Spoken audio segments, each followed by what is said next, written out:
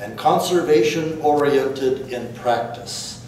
And whereas our Buddhist churches of America not only consume large amounts of resources in themselves, but also serve as a model for personal behavior in the homes of each of its members and society at large, therefore, be it resolved that each BCA temple be encouraged to adopt policies that promote an awareness of the profound implications of our behavior on future generations and to promote ecologically friendly behavior in the spirit of Mottainai.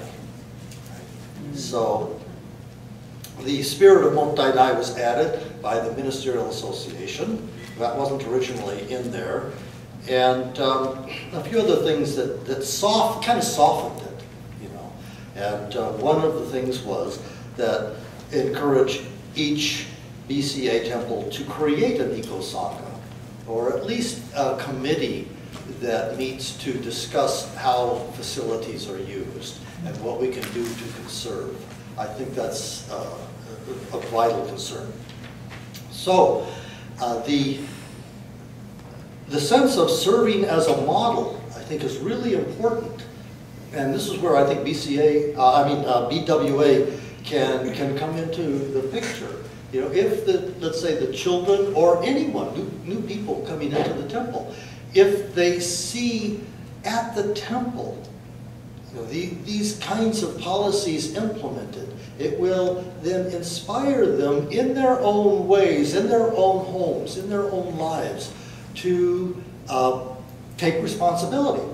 You know, and we can't say, oh, everybody has to do this or everybody. That's not a Jodo Shinshu way, but rather we need to be sensitized and educated and take responsibility. I think that's a Jodo Shinshu approach to social issues, you know, and especially sensitized. You know, Buddhism talks about different levels of reality. I remember when I was at Inmanji, for instance, and I was talking about this years ago, so probably 1984 or so, and it was after the Teriyaki Bazaar, I remember, and I went and fished out some aluminum cans, you know. Now, aluminum can is just an aluminum can, right? No. Okay, aluminum can is more than an aluminum can. And so I asked people, well, where does the aluminum come from in this aluminum can that's covered in chicken grease? And so I had some friends from Jamaica, which is the leading exporter of bauxite ore, which is refined into aluminum. So you'd have to say, and this is Dharma school lesson time, you know, I mean, okay, so here you have the aluminum. Where does the aluminum come from? Well, it's smelted in the Pacific Northwest near Spokane, right? There used to be, I don't know if it still is or not. Very expensive process to take bauxite ore and smelt it into aluminum. A lot of energy required, and that's why with the dams up there and everything, you know, use hydroelectric power. So, but you take it back to Jamaica, and these friends of mine from Jamaica said, yeah, they just tear out mountainsides, put it on a ship and take it away, and it doesn't really benefit us that much.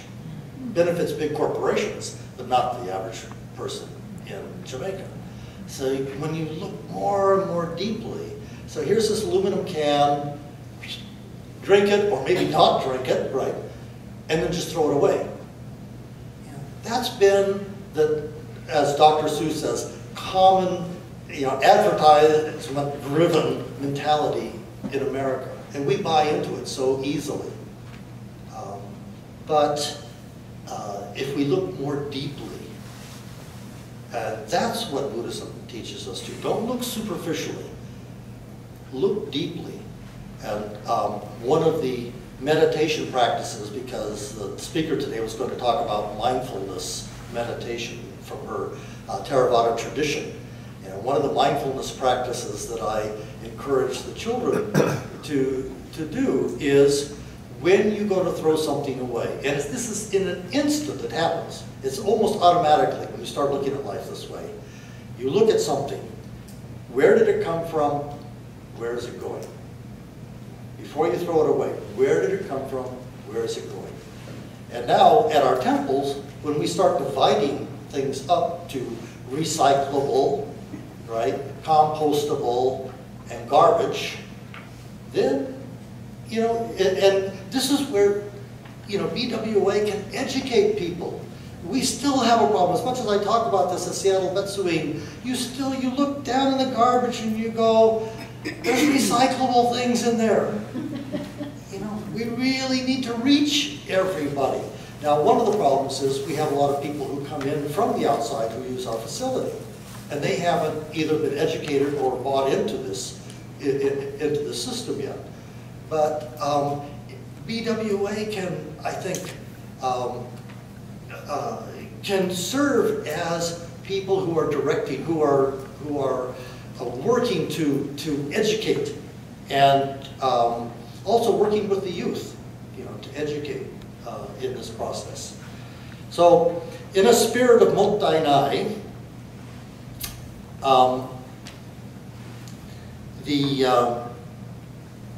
those of you who might not be familiar with that expression means is essentially, it doesn't just mean don't waste. It has a much deeper Jōdo Shinshu meaning. And actually, I wish this book were still in print.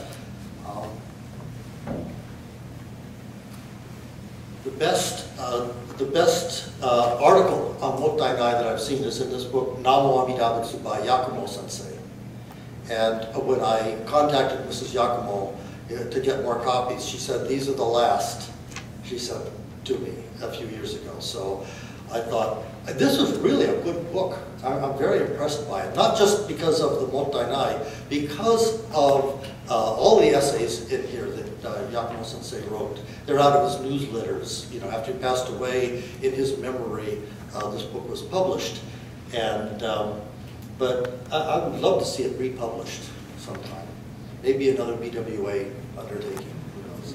But anyway, so mottainai is sort of, I don't know, in English, the feeling I get is I'm not deserving of it, it's too good for me, or who do I think I am that I would take this and, you know, like a sutra book or something like that, and put my water on top of it, or, you know, I mean, it's not the purpose of it. I'm using it for my own selfish purposes. So you, and what Sensei says is, we live in a mottainai fashion, but to be able to recognize that, you know, that we don't deserve it. So when we say itadakimasu, it's kind of like the same type of thing. You know, it's not that I deserve it, but I'm taking it for my own purposes. It's my obligation then to turn this into enlightened action. But mottainai, you know, I'm not up to it. You know, so it kind of wasted on me in a way. I often tell the story, and it will remain anonymous. I remember one minister who we were at another minister's home, and he happened to look on the wall and see the sake there. That was really good sake, you know. And he goes, "Oh, you've got a bottle of the sake," and so then the minister says, "Oh, let me open it up for you," you know. And he goes, "No, no, no, no, no. You shouldn't have said anything. Shouldn't have even noticed it." He goes, "No, no, let me open it up for you." So he opens it up and pours the sake for all of the ministers, you know. And so he picks up the cup and he goes, "Mottainai." Like, it's too good for me, but so mottainai. You'll find a lot of information, and this mottainai movement in Japan was, I guess, inspired by a Nobel Peace Prize winner named Wangari Maathai. Have you ever heard of her? You know, yesterday they awarded the Nobel Peace Prize. If anyone has an iPhone, if you could look it up, I was wondering who won the Nobel Peace Prize, but this year. But in 2004, Wangari Maathai, who had the Green Belt movement in Africa, planting trees, a very strong environmentalist. She died, I think, in 2011. But she won the Nobel Peace Prize for her efforts. And she had visited Japan. She heard this expression, that was, and this is very important, adopted by the board of directors of San Jose Betsuin. And so when the board of directors says, this is the way we're going to, use facilities, don't buy any more styrofoam, use recyclable materials as much as possible, or compostable materials as much as possible, everybody's got to buy in. I mean, it was the board of directors that passed this, so this is on behalf of everybody. That was a very good move that you have an EcoSangha committee, or at San Jose Betsuin, yeah. So advocate for it, talk about it, formulate a policy, approval by the board, facilities use, and one thing that kind of disappointed me was BCA, and it was essentially based on cost. The Jodo Shinshu Center, I mean, told us how much they're paying PG&E in utilities every month. He said, if we put these solar panels on, well, it's not cost effective. We won't get the money back by so-and-so. Well, isn't there a moral dimension to these decisions? And we tend to think only in dollars and cents, but we've got to include that moral dimension, I think, in our decision making. So, and it's easy for me to talk because I'm not paying all the bills, right? So, involve the youth. I think that's really important. The Scouts, YBA. Okay. I'm not giving you guys a chance to talk, am I? Sorry, okay. Come out with your decision. I've got 4 more points to make, but I got to stop here. Maybe you'll cover the same points. Anyone have any ideas? How can we, Pat? Yeah.